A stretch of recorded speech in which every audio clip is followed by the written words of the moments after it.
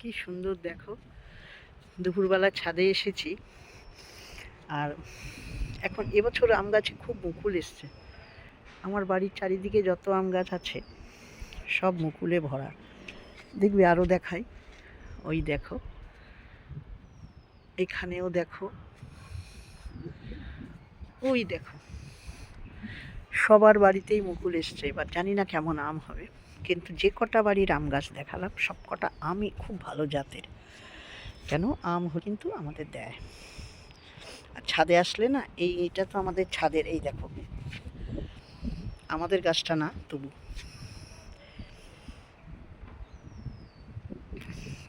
কি সুন্দর গন্ধে ভরে থাকে ছাদটায়। আমের মধু, সব কিছুই তো একটু মধু আছে, তাই তোমাদের দেখালাম। কি ভালো লাগছে,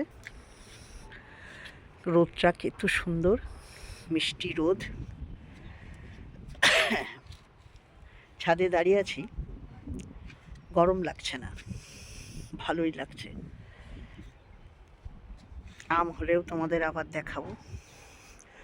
আমার বাগানের দেখো একটা কাঁঠাল গাছ আছে। আগেরবার একটা প্রথম কাঁঠাল হয়েছিল, এবছর জানি না হবে কিনা। ড্রাগন গাছ তো তোমরা আগেও দেখেছো, হয়েছিল। এই আর কি। ওই আম গাছটারও আমটা খুব মিষ্টি, এইটারও। সবচেয়ে ভালো লাগে আমের মধুর এত সুন্দর একটা গন্ধ আছে না, বাকিগুলো তো পাই না। আজকে কি করব ভাবলাম ছাদেই একটু আসি, কিছুক্ষণ সময় কাটে। আর এই যে এটা তো দেখাই, এটা কি রুদ্র পলাশ। পাশের বাড়ি দিদির বাগানে তো সব হনুমান শেষ নষ্ট করে দিয়েছে।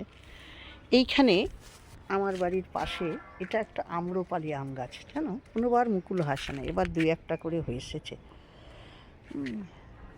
দিদির বাড়ির ওই যে এই পিছনের আম গাছটা হয়েছে, ওটা আম খেয়েছি, কিন্তু এটা প্রথম। এই 2-4টে এসছে, জানি না কেমন হবে।